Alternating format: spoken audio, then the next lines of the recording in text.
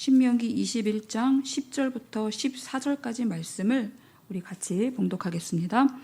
내가 나가서 적군과 싸울 때에 내 하나님 여호와께서 그들을 내 손에 넘기심으로 내가 그들을 사로잡은 후에 내가 만일 그 포로 중에 아리따운 여자를 보고 그에게 연연하여 아내를 삼고자 하거든 그를 내 집으로 데려갈 것이요 그는 그의 머리를 밀고 손톱을 베고 또 포로의 의복을 벗고 내 집에 살며 그 부모를 위하여 한 달 동안 애곡한 후에 내가 그에게로 들어가서 그의 남편이 되고 그는 내 아내가 될 것이요 그 후에 내가 그를 기뻐하지 아니하거든 그의 마음대로 가게 하고 결코 돈을 받고 팔지 말지라 내가 그를 욕 보였은즉 종으로 여기지 말지니라. 아멘. 신명기 21장에는 가나안 땅을 정복하고 차지하면서 그 땅에서 일어날 수 있는 몇 가지 상황들을 보여주시는데 모두 쉽지 않은 사회적 난제들입니다. 그러한 문제들을 어떻게 해결해 나가야 하는지 하나님은 백성들에게 삶의 지혜를 말씀해 주십니다. 어제는 하나님의 공동체 안에서 무지한 피가 흘려진 죄의 문제의 해결에 대한 말씀이었습니다. 살인자를 찾아내는 범인 색출이 목적이 아니라 그 땅을 고치는 것이 먼저이며 공동체에서 일어난 범죄는 공동체 모두에게 책임이 있다는 것이었습니다. 그래서 공동체가 함께 그 문제들을 해결해 나가야 한다는 것이었습니다. 오늘 본문의 말씀도 상황은 달라도 맥락은 같다고 할 수 있습니다. 어떤 일이든 공동체 안에서 일어나는 일은 모두의 책임 하에 있는 것이고 누구 한 사람만 잘한다고 해서 되는 일이 아니기에 모두가 경각심을 가지고 좋은 일이든 그렇지 못한 일이든 서로 함께 자기 문제로 인식하며 해결해 나가야 한다는 것입니다. 이 가나안 땅을 정복하는 과정에서 그 땅의 거민들을 포로로 잡는 상황이 발생하게 됩니다. 그때 여성 포로들은 그 땅의 정복자들에게 유린당하기 쉽습니다. 역사적으로 모든 전쟁들이 그랬습니다. 죽고 죽이는 끔찍한 전쟁터 속에서 더 끔찍하게 고통받는 것은 가장을 잃고 남겨진 여성들과 아이들, 즉 노약자들입니다. 삶의 터전을 잃고 더 이상 의지할 곳이 없는 이들의 앞날에 보호자가 사라진 상황입니다. 하나님은 누구보다 그 상황을 잘 알고 계십니다. 하나님은 하나님의 백성들인 너희가 그 역할을 담당하라고 말씀하십니다. 10절입니다. 내가 나가서 적군과 싸울 때에 내 하나님 여호와께서 그들을 내 손에 넘기심으로 내가 그들을 사로잡은 후에 하나님의 손이 이스라엘을 도우시기 때문에 이스라엘 대적들은 전쟁에서 패하여 그들의 포로가 되고 맙니다. 그때 11절입니다. 내가 만일 그 포로 중에 아리따운 여자를 보고 그에게 연연하여 아내를 삼고자 하거든 말 그대로 포로 중에서 마음에 드는 여자가 있어서 그녀를 아내로 삼으려 하는 경우에 어떻게 해야 하는가에 대한 문제입니다. 전쟁에서 승리한 정복자들이 이 사로잡은 포로들을 배려하는 일은 거의 드문 일입니다. 포로는 전리품의 일부로 취급되어져서 함부로 인권이 유린당하고 정복자의 욕망대로 억압받고 짓눌리기 마련입니다. 그러나 하나님은 하나님의 백성들이 가나안 땅을 정복하도록 허락하긴 하셨지만 막무가내 힘으로 정복하고 군림하며 지배하는 다른 그런 국가들의 정복 행태를 그대로 따르는 것을 허용하지 않으셨습니다.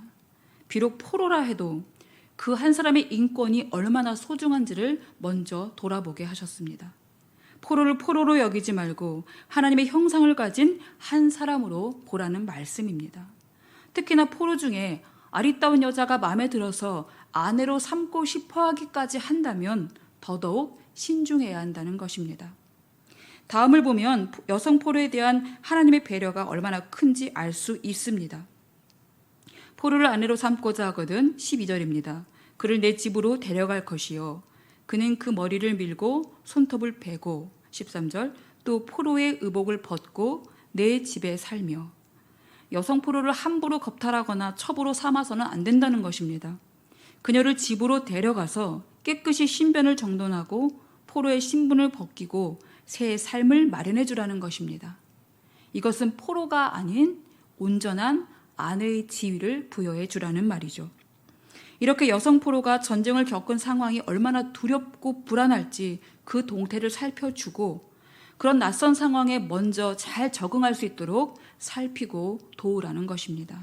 그리고는 그 부모를 위하여 한 달 동안 애곡한 후에 라고 말씀하십니다.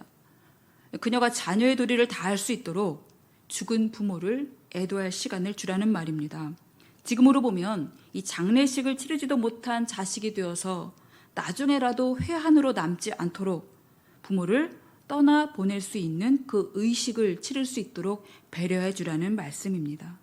그리고는 내가 그에게로 들어가서 그의 남편이 되고 그는 내 아내가 될 것이요. 이거는 당시 결혼 서약식에 있는 그런 문장입니다. 즉 그렇게 충분히 그녀의 상황을 먼저 헤아려 주고 그녀를 아내로 맞으려는 자신의 마음도 변하지 않고 여전히 그녀를 사랑한다면 이제 그녀를 아내로 삼아도 좋다라는 것입니다. 성경에 이런 세세한 부분까지 말씀해 주시면서 약자들을 누구보다 깊게 생각하시는 하나님의 마음이 참으로 따뜻하게 느껴지는 그런 본문입니다. 하나님은 얼마나 섬세하신지 후에 이런 일이 생길 것도 다 감안하고 계십니다. 14절입니다. 그 후에 내가 그를 기뻐하지 아니하거든 그의 마음대로 가게 하고 결코 돈을 받고 팔지 말지라. 내가 그를 욕보였은즉 종으로 여기지 말지니라. 처음에 여성 포로를 연연했던 그 마음이 변할 수 있습니다. 사랑하는 줄 알았는데 그게 사랑이 아니라 충동일 수 있습니다. 순간적인 욕망에 아내로 삼고 싶을 만큼 연연해 할 수 있지만 그 마음이 여전한지 12절부터 쭉 말씀하신 대로 그녀를 위하는 시간을 보내고 나서도 그러는 중에도 내가 이 여자를 끝까지 책임지고 아내로 삼고 싶을 만큼 사랑한다면 그때 그녀를 아내로 삼고 그렇지 않거든 그녀를 놓아주어 자유하게 하라는 말입니다. 여성 포로를 아내로 삼으려고 했다면 끝까지 아내로 삼든지 아니면 누군가의 아내가 될 수 있도록 자유인이 되게 하는 것이 하나님의 백성들이 해야 할 일임을 지금 말씀하고 계십니다.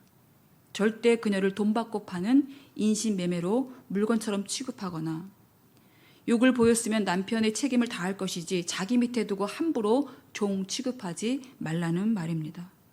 이 종과 상전과의 관계가 어떠해야 하는지 그 바른 관계가 에베소서 6장 5절에서 9절에 잘 나와 있습니다. 종들은 상전에게 순종하기를 그리스도께 순종하듯 하라고 말씀하십니다. 두렵고 떨며 성실하게 눈 가리고 아웅하듯이 사람에게 하지 말고 그리스도께 하듯 하라라고 말씀하십니다. 상전들도 마찬가지입니다. 종들을 그렇게 대하라고 하십니다.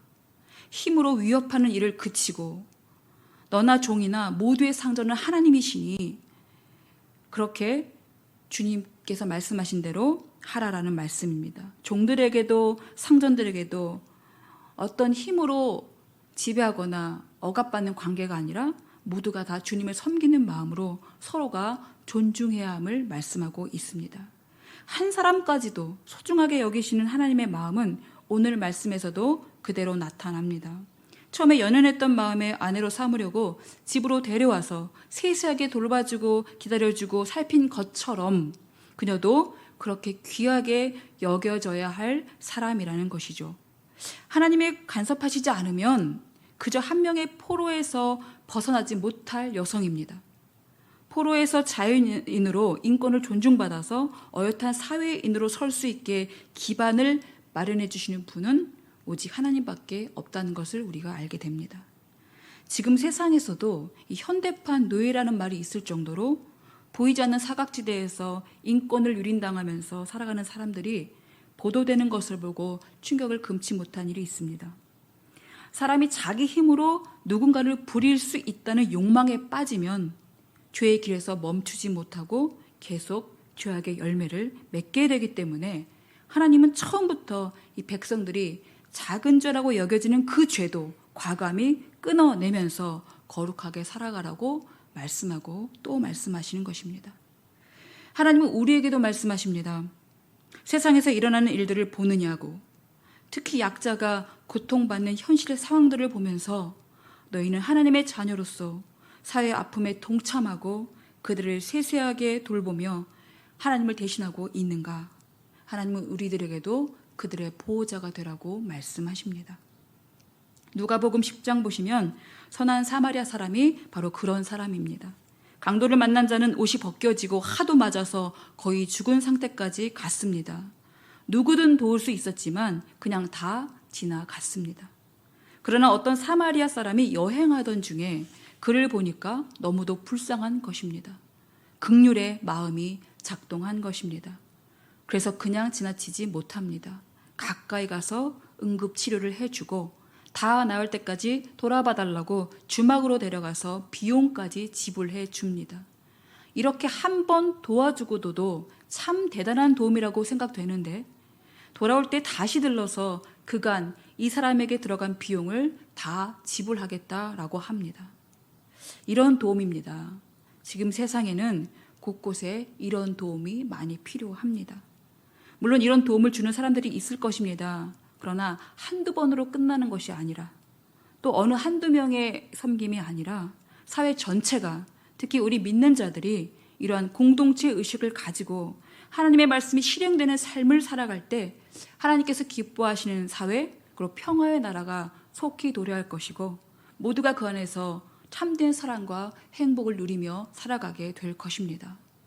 하나님 나라는 멀리 있지 않습니다. 이미 너희 안에 있다고 말씀하십니다. 하나님은 우리 예수 믿는 자들에게 평화의 도구가 될 것을 부탁하고 계십니다. 그렇기 때문에 사회가 건강한 것도 또 사회가 아픈 것도 우리의 책임이 큽니다.